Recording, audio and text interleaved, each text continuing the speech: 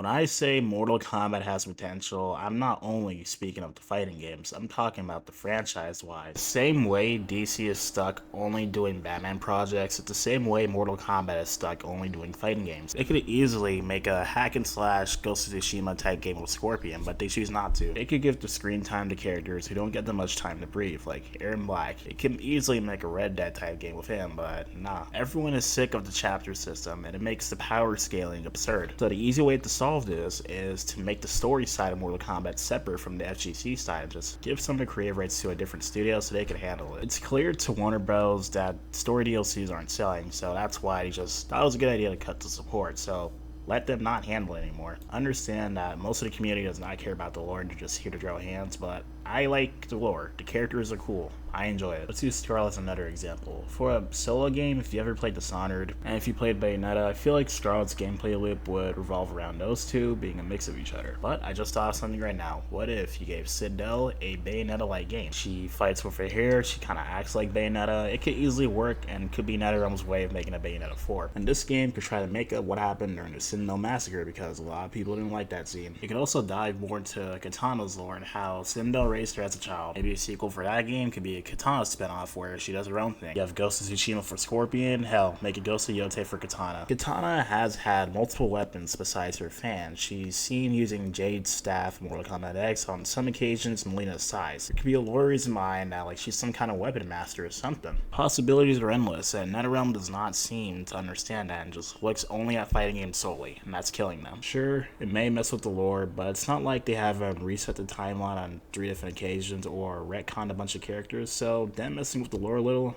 might actually fix it. What if Scorpion got another game where it goes into the history of the Shirai Ryu? Or what if Sub-Zero got a game where it goes into the history of the Lin Kuei? Then later on in the future, it devolves into a cyberpunk kind of timeline. Then in the future, later evolves into a cyberpunk kind of timeline with the Cyber Initiative and all that. That's like easily peak. NetherRealm has hella characters at their disposal and they don't realize that.